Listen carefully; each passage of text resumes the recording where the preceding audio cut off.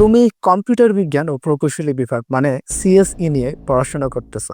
তোমার বাবা মা ভাই বোন আত্মীয় স্বজন পাড়া প্রতিবেশী সবাই জানে যে তুমি একজন ইঞ্জিনিয়ার হতে যাচ্ছ। কারণ ইউনিভার্সিটিতে ভর্তি হওয়ার দিনেই তোমার বায়ো লেখা হয়ে গেছে স্টাডিং ইঞ্জিনিয়ারিং। এমনকি এলাকার চায়ের দোকানেও তোমার পরিচয় ওই যে কম্পিউটার ইঞ্জিনিয়ার পোলাটা। বাট আমি যদি তোমার চোখের দিকে তাকিয়ে সোজা একটা প্রশ্ন করি, are you really going to be an engineer? তুমি কি সত্যি একজন ইঞ্জিনিয়ার হতে যাচ্ছ? এই প্রশ্নের উত্তরে যদি তোমার ভেতর থেকে সলিড একটা আওয়াজ আসে, yes I am really going to be an engineer, that's great, তুমি তোমার মতো করে চালিয়ে যাও, ইনশাআল্লাহ something good is waiting for you. But if you don't have a solid answer to this, or আমার কথাটা শোনার পরে যদি তোমার ভেতর থেকে ধাক্কা অনুভব হয়, মনে হয় যে ধরাই খেয়ে গেছো বা কেউ আসল জায়গায় খোঁচা মেরে দিল, তাহলে এই ভিডিওটা তোমার জন্য। আমি রনি তালুকদার, তোমার কারেন্ট সিচুয়েশনের এক্সপিরিয়েন্স আমার আছে। I will explain how you can get out of this risky situation. মনোযোগ দিয়ে এই ভিডিওটা দেখো, অ্যাটলিস্ট এই ভিডিওটাতে ফাঁকি মেরো না, তাহলে তুমি ফাঁকি মারা থেকে আসলে কখনো বের হতে পারবে না। ওকে, দেখো, এই প্রশ্নের উত্তর না থাকার জন্য তোমার কাছে তিনটা কারণ থাকতে পারে। চলো দেখি তুমি কোন ক্যাটাগরিতে পড়ো।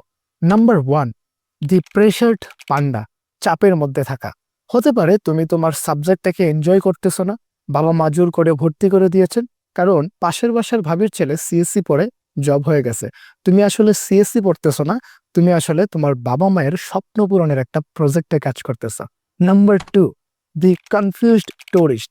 অথবা হতে পারে তুমি নিজের ইচ্ছাতেই ঠান্ডা মাথায় ভালো মন্দ চিন্তা ভাবনা করে পরামর্শ করে ভর্তি হয়েছে, কিন্তু তুমি এখন সিএসসি এর ভেতরের জগৎটা দেখে কনফিউজড। ডিপার্টমেন্টের একজন পথহারা পর্যটক একটার পর একটা সেমিস্টার যাচ্ছে, কিন্তু তুমি এখনো বুঝে উঠতে পারোনি যে তুমি ওয়েব ডেভেলপমেন্ট নাকি অ্যাপ ডেভেলপমেন্ট নাকি মেশিন লার্নিং অ্যান্ড এআই নাকি data science, cyber security, game development, DevOps, cloud engineering, networking and system administration, embedded system and robotics, computer graphics and animation, বা বিজনেস করলে কিসের বিজনেস করবে। এরকম হাজারটা option তোমার কাছে আছে, কিন্তু তুমি আসলে কোনোটাতেই স্বপ্ন দেখতে পারতেছো না। নাম্বার থ্রি, দি ইমপেশেন্ট জাম্পার। অথবা তুমি চেষ্টা করতেছো কিন্তু কতক্ষণ, 2-3 দিন একটা টিউটোরিয়াল দেখলে একটু কঠিন লাগলো, সাথে সাথে বলে দিলে ধুর আমার দিয়ে হবে না। জীবনের কিছু একটা করা কিন্তু ম্যাগি নুডলস না যে 2 মিনিটে হয়ে যাবে। এই তিনটার যে কোনো একটা কারণে তুমি উত্তরটা দিতে পারোনি, তাহলে এখন কি করবে? হাল ছেড়ে দিবে? একদমই না। এখন আসি সবচেয়ে কঠিন কিন্তু সবচেয়ে জরুরি কথায়। যদি তোমাকে তোমার ফ্যামিলি জোর করে ভর্তি করিয়ে দিয়ে থাকেন, তাহলে সেটা খুব বেশি দোষের বিষয় নয়। পরিবার চায় তুমি ভালো কিছু করো, তাদের চেষ্টা আসলে তোমার উপকারের জন্যই। দিন শেষে তুমি সেই ফ্যামিলি থেকে অ্যাকচুয়াল সাপোর্টটা পাইতেছো এবং ভবিষ্যতেও পাবা।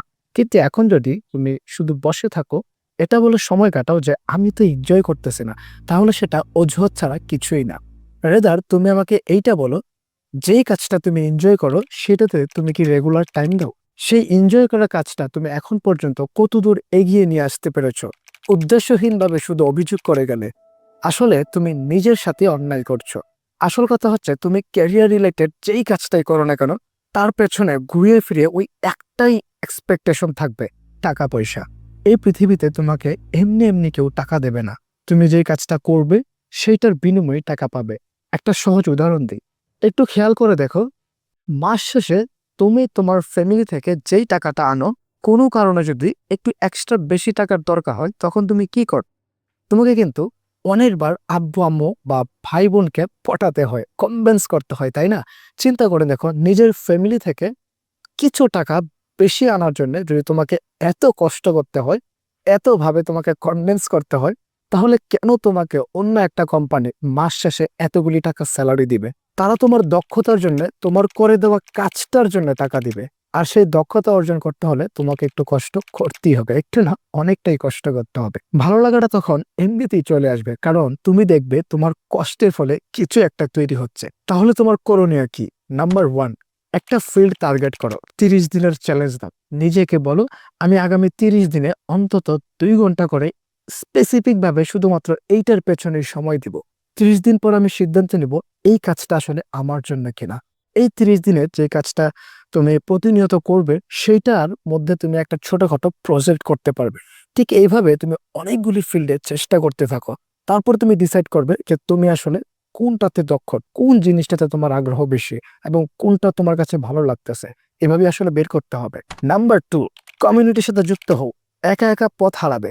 অনলাইন বা অফলাইন কমিউনিটিতে জয়েন করো, আটকে গেলে প্রশ্ন করো, দেখবে তোমার মতো সেম সিচুয়েশনে আর অনেক পোলাপাইন আছে। নাম্বার 3, ফলাফল দেখতে শিখো।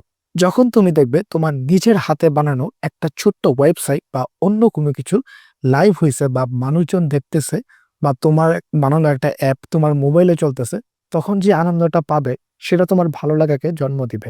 আর তুমি যদি চাও আগামী 7 থেকে 8 মাসের মধ্যে একটা কার্যকরী গাইডলাইনের মাধ্যমে নিজেকে একজন পূর্ণাঙ্গ ওয়েব ডেভেলপার হিসেবে গড়ে তোলার মিশন শুরু করবেন, তাহলে স্কিলিয়ন টেকের 8 মাসের লাইভ কোর্সে এখনই ভর্তি হয়ে যাও।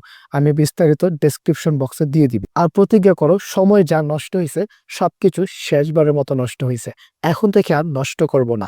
আর তুমি যদি অলরেডি জাভাস্ক্রিপ্ট নিয়ে কাজ করতে থাকো, তাহলে আমার লেখা একটা বই আছে যেটার নাম হচ্ছে জাভাস্ক্রিপ্ট ব্রেকফাস্ট টু ডিনার।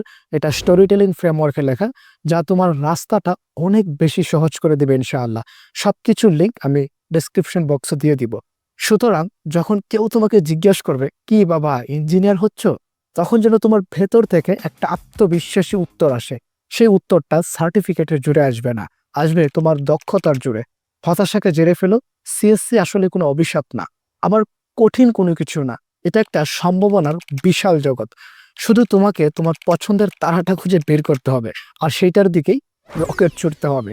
যদি মনে হয় এই কথাগুলো তোমার কোনো বন্ধুকে সাহায্য করতে পারে, তাহলে এই ভিডিওটা তার কাছে তুমি শেয়ার করে দাও।